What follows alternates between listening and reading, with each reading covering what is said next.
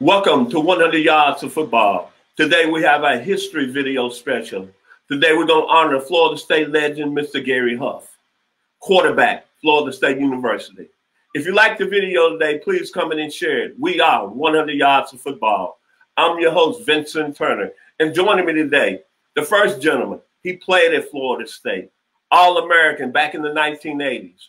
First round pick of the Atlanta Falcons in the 1981 NFL Draft, Mr. Bobby Butler. The second gentleman is renowned high school football coach here in the Atlanta metro area, and he's very talented. He's coached at Lovejoy High School, Dutchtown High School, Riverdale High School, and Mount Zion. My man, Kevin the Bull Jones. So if you enjoyed the video today, please come in and share it as we're going to break down this Florida State legend, Mr. Gary Huff. So to get us started, the guy that played at Florida State should know all about this young man, Mr. Bobby Butler. Tell us about Gary Huff. Well, I tell you, Gary Huff is a true legend. You know, he was born, Vincent, you're going to like this. He's a Mississippi boy by birth. He was born in Natchez, Mississippi. But, you know, they gradually moved to South Florida, moved to Tampa, where he graduated high school from Lido Senior High School. You know, coming out of high school, Gary thought he was a better baseball player than he was football player. But the reason he committed to Florida State was twofold. They had a great baseball program and a rising football program.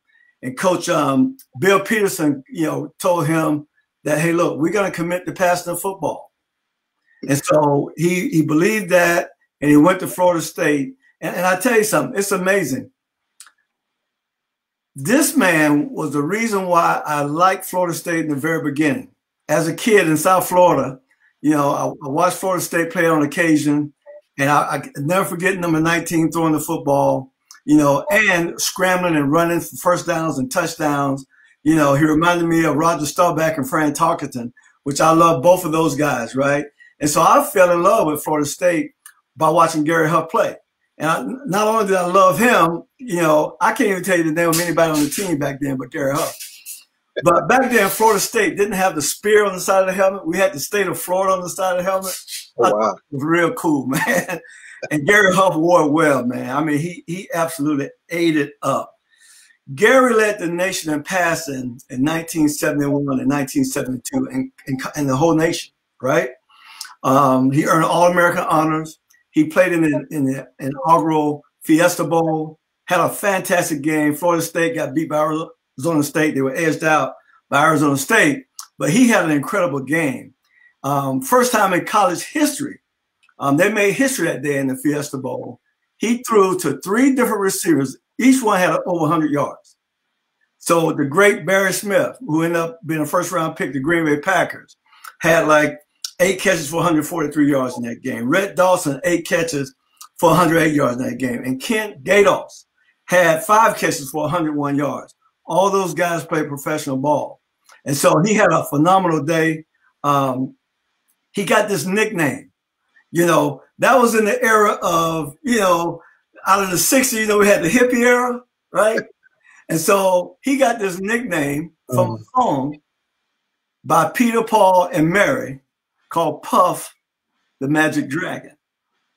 So instead of saying Puff the Magic Dragon, they call him Huff the Magic Dragon, because that dragon was slaying a lot of folks called Jones down there in Tallahassee. I mean, he was slaying them, bro. He can spin that football. I'm talking unbelievable. I had an experience with Gary. I didn't get a chance to meet Gary when I played at Florida State. But years later, y'all know we do football camps, me and Buddy Kerr, all over the country. And so we had one in Tallahassee. And we were in the weekend with the pros versus Joes game. Anybody in the community could play against the former pro players. It was just a fun time, you know, to get the community involved and have them come out and see the stars. And so Gary showed up. I met Gary that day for the first time. He had his grandsons, so he was coming to watch the game. And I said, Gary, we need you to play the game. He said, man, Bobby, he said, I can't play. He said, I haven't thrown the ball for 20 years. Oh, so I'm on him. Oh, Coach, I'm on him. So next thing you know, he started doing this, right? He said, I haven't thrown the ball for 20 years. Coach, now we had Charlie Ward out there playing. We had Jim Jordan out there playing. when I saw Gary Huff throw the football that day, if he hadn't thrown the ball in 20 years, I go, this man is the real deal. Because that ball coming in like that, like, wow, like that, right? Quite impressive. But got to know Gary after that. And I'll tell you, he was drafted in the second round by the Chicago Bears in 1973, played 4 years there, ended up in Tampa Bay. And, you know, Tampa Bay lost like their first 25, 26 games, something like that, right? In the history of the franchise. Gary led them to their first victory. He led them to their first victory over the New Orleans Saints. And so he ended his career with the Memphis Showboats in the USFL in 1985. And so, hey, man, the guy had the arm strength. He had the athletic ability. He was off the charts. You know, if you see him run the ball, you knew he knew what to do with the ball when he ran. He wasn't just out there in space, you know, waiting to fall down. I mean, he was making it happen, right? And so when he left Florida State with every passing record. Coach, he threw for, in the 2 years that he was a starter, he threw for 6,378 yards. Wow. 52 touchdowns. Coach, that's a pretty good career. Nobody up until that point had ever thrown that many touchdowns in college football history. Bobby, this is in the early 70s? Wow. That's in the early 70s. And here's the thing, Coach. Let me let you know how much of a legend and hero he is for Bobby Butler, right? Some time ago, you know, my son, Bryce, y'all know Bryce. Right. He played at Southern Cal, right? Number 19, right? So I got a little figurine that, you know, for him. And then, of course, I got the real number 21, FSU, figurine myself. Not knowing that I was going to have this show, but the only other figurine I got in the house is number 19, Gary Huff. Oh, wow. So I'm just letting you know, he is a legend. He inspired me to play at Florida State. You know, I love him. He's a great man. You know, of course, he's a great player, but I like to say he's a Florida State legend, Mr. Gary Huff. Coach Jones? Well, you know, for me, looking back and researching, the name Huff came to me just remembering back in my early days of watching the Chicago Bears play. And I mean, just when I was a youngster, around the age of 7, 8, 9, and 10, and when I was a fan of Walter Payton Sweetness, and I saw the name Huff, I remember that name vividly. So he was playing actually during those days, starting quarterback for the Chicago Bears when Sweetness was there. He came after Sweetness. So it's just amazing to hear stories about Mr. Huff and his legacy of work.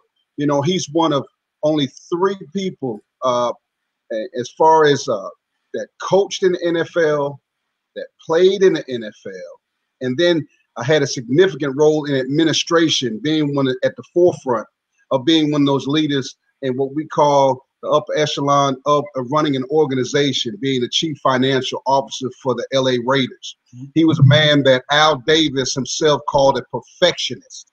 So that tells you a lot, because contrary to popular belief, Al Davis was a legendary owner, and a lot of things he touched turned to gold. Right. And he believed in a lot of people. He saw things in people that most people didn't see. So when he made that statement about Mr. Gary Huff, it spoke volumes, because he was only one of 3 that ever did that before, to be able to make that transition from playing to coaching, from playing to coaching, to then turn around and become a high executive position. Only 2 other people did it before him: George Young, okay, and Jim Finks, legendary general manager with the Chicago Bears. And, you know, of course, Finks is legendary, as well as Mr. Young, about the success they had in putting together programs. So Mr. Gary Huff knew how to help programs go to the next level, because just as you said it, Bob, he did it. You know, he wasn't a guy that had no recollection of what it's like, the nuts and bolts of programs on the collegiate and or on the professional level. This is a man that did all of that. So he checked all the boxes. So when he had the success in his professional life, in the business world, working for top companies, this man lived the life of being able to have that success and being able to help people build a legacy of work.